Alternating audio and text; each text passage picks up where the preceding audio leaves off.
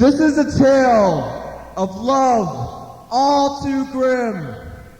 All is of truth that is contained here within. I swear it on my father's grave.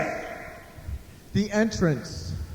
At the foot of the mountain there stood, near to the entrance of a cave, a personification of all that is good and the most intriguing girl ever made. Having come about her only by chance, I had time just enough to relish a glance before she was removed from my sight by the entrance to unnatural blight. At dawn she did enter that mountain, and I did follow her in. And now the story of the cavern and what happened to me therein. In the cave I soon discovered the shocking truth of the intriguing other. By my surprise, the rock which encased us both was but a guise, concealing God's own truth. In the center of the mountain, which at first I thought to be the whole of eternal night, I saw before my own brown eyes a ballroom set ablaze with pure, angelic light. "Oh, I love you," I cried to the bride, my emotions taking me aback. But as I turned around, I saw her dead on the ground, limp as an empty wet sack. What I did with the cadaver once I discovered it, my heart ripped from my chest. My intestines began to numb. My hand passed right through her breast as I pressed it with my thumb. All the shadows of dark and despair, holding firmly my fear of what might be there. Obscure corner removed from mine eyes, I ponder what death might brew in your guise. And as my sanity slid slowly by, I reached for the hand of my loving dead bride. As we danced in the ballroom, I sang this sweet song while the question perplexed me, what had gone wrong? Dancing, there's no place I'd rather be. Dancing, here and now is fine with me. On the floor, licking up the remnants of her corpse,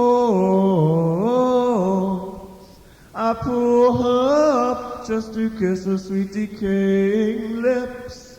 Bride in a gown, corpse in the ground. Bride in a gown, corpse in the ground.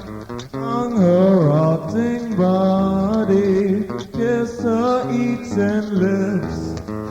Let her curse me with our fingertips.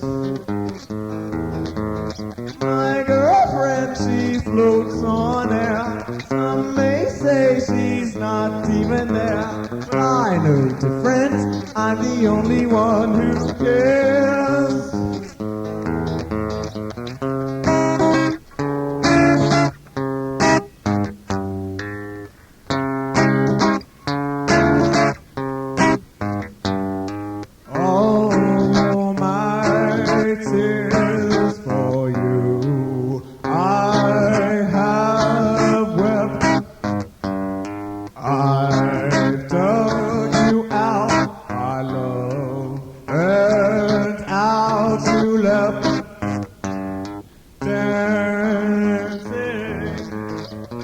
Is now a timeless time, dancing.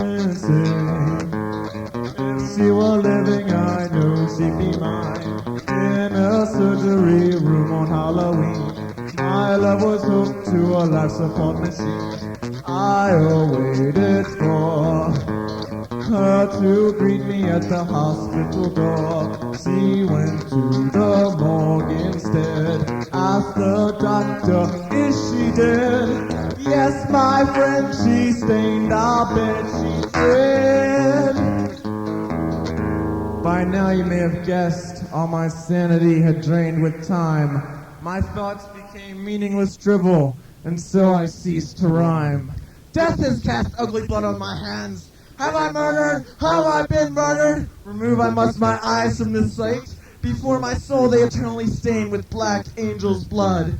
If first I'm not destroyed by my own will, which ceases now to exist, I fear for my safety in this lawless place, wherein the truth of the illusion is revealed. I sat alone with my wrinkled mind for an unknown amount of desperate time, staring at the body which I'd loved at first sight, when something happened that I couldn't quite understand. I took up the filthy palm of the corpse in my hand, and with horror I watched as the bride turned from woman to man, a fair-haired Italian with eyes blue as water. I couldn't believe it. He was my father. Yeah!